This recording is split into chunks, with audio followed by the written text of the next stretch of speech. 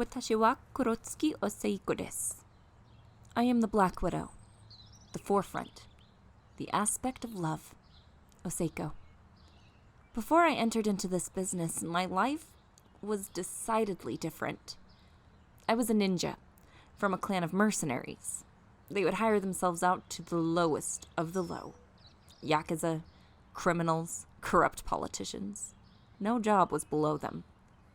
My parents were Kokage of this clan, and they expected me to be their weapon, the same as every other shinobi and kunoichi.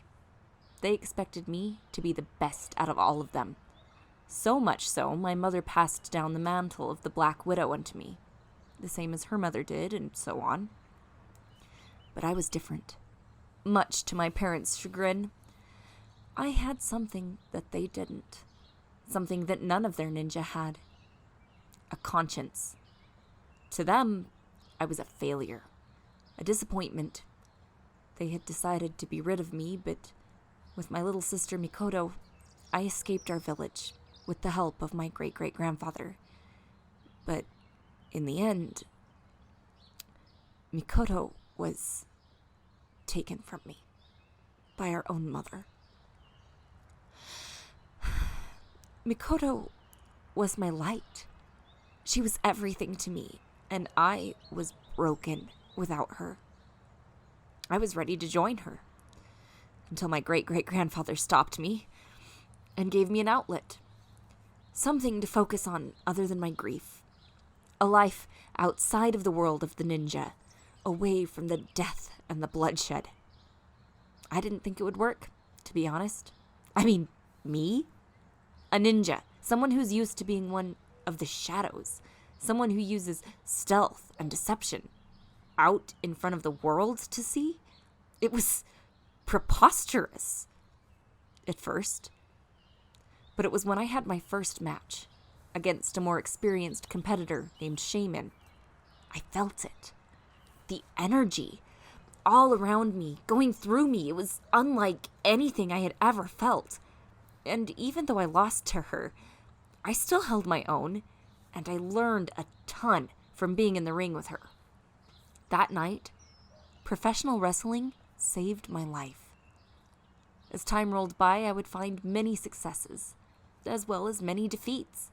But there was one thing I had lost that I didn't expect to lose, and it was something that I didn't mind losing at all. I had lost my heart to Code Red Michael A. Connolly. I had not won it back since, nor would I ever want to. Even competing for the same title belt didn't stop us from loving one another. If anything, it made our bond even stronger, and eventually, we were wed. And when the company we were a part of for many years went bankrupt, both Michael and I retired from the ring. And that was when little Yukimura was born. I came up with her first name, Michael her second. In Japanese, it would be Yukimori, forest snow.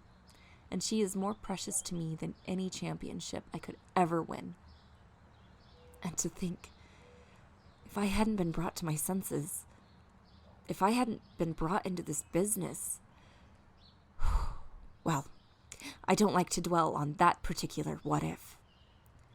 It was around 2011 when I got a call to return to the ring, to Armbar Error Society. It was mostly for Yukimura's benefit. She had only watched her mother on videotapes I had saved, so for her to see me in action in real life would be something she would remember. At least, that was the idea, anyway. My return to the ring was slow, methodical, and not by my choice. It was clear to me that while I had won many titles in the independent scene, competing on a bigger stage was more harrowing. I struggled, clawed, scratched, did all I could to try to reach some semblance of height. I had lost more than one. Attempts to win titles were met with constant defeat. But my daughter was patient. When those who didn't think I had what I took anymore gave up on me, she didn't. She was the sole reason I kept going, why I kept fighting, kept clamoring my way to try to break the glass ceiling that kept me from reaching the top. I was focused, determined to see my daughter hold my first championship in her arms before she reached her adolescence. On October 22nd, 2017, 6 years after I had returned from retirement, I had finally done it. My first title while in AES was finally won. I saw my daughter hold my newly won title in her arms. And from there, things began to finally fall into place. For the shared legacy held by both my daughter and I kept going. I held firm onto the loyalty I had for my fans, my friends, and my family. I kept close to my heart the memory of my little sister Mikoto, who I was certain was watching down upon me, wherever she may be. But I wanted to do more. I wanted to branch out beyond AES, to see how much farther I could take our legacy. And that was around the time D-Wall called me, asking me if I wanted to be a part of DCA. I gave it some thought, and I noticed one wrestler from DCA who was struggling. Someone I had heard mentioned before. Sakura Hagiwara. I saw her potential, but she needed to break the chains of that potential so she could truly shine. I had a plan formulating, but the only way for me to exact that plan was to agree to a part-time contract to DCA. And so I did, and the plan was underway. The first part of that plan was to defeat the then interim DCA Goddess Champion. That was not an easy fight, considering her pedigree, but I had managed to succeed. With the Goddess title in my possession, I challenged Sakura, the previous holder of that title, for a match, as a test to see if she could defeat me, to break her limits, to unleash her potential. It was a difficult battle for both of us, but in the end of it all, Sakura defeated me, and she had regained the DCA Goddess Championship, and as a result, could truly call herself the strongest in the world. The plan was a success. I was ready to take my leave of DCA, knowing I had helped one of their stars reach where they needed to be. But someone had other ideas. From the look in Akira Yukimura's eyes, I could tell she wanted to fight me. And who was I to turn down competition? But even then, I could tell something was wrong. There was something peculiar about Akira. She felt empty? Yes, that's it. Empty. Knowing what I know now, the Akira I fought that night, it wasn't really the real Akira. It was when I defeated her and she disappeared from the ring, things began to make sense. Somehow. The real Akira, she was stolen away by forces beyond human comprehension, in a realm where things go to be forgotten. The Black Moisture. My course of action was clear, and with a little help from new, unlikely friends, I set out to enact that action, infiltrating the Black Moisture to rescue Akira's spirit. She's starting to feel again. She's the godmother of Yukimura. She's a strong and trustworthy friend, and through our efforts, we've rescued someone else from the Black Moisture, someone who never wanted to let Akira go. As a result, Akira now has an adopted daughter, Trinity. She has someone she can truly love and care for. Admittedly, the road we've traveled hasn't been easy, and there are times when Akira has second-guessed herself on many an occasion.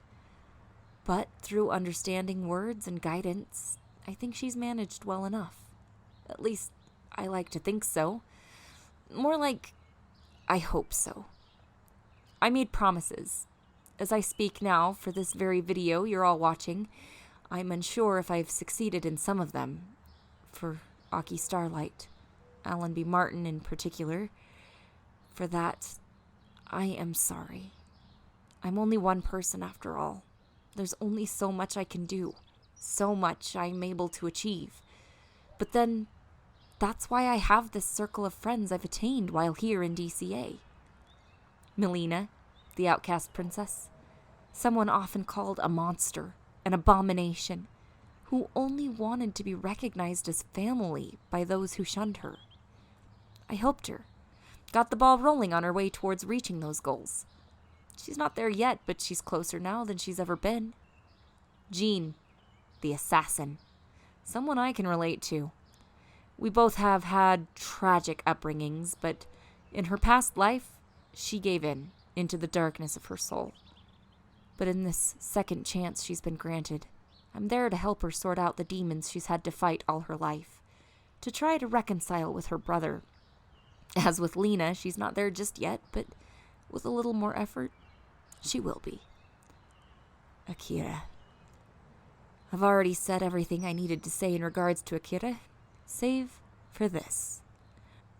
Revelation 6 is the final step for her, and that final step is to defeat me for the DCA Goddess Championship, the very championship that began everything for me here in DCA, that I now hold for a second time. I would be lying if I said I wasn't conflicted. After all, I do want Akira to succeed. She needs to. To find the closure she needs, she has to defeat me. I know this. But at the same time, as a competitor, as DCA Goddess Champion, I can't make it easy for her. No, for her to truly succeed, to find herself and the path she must follow, I must give it everything I've got.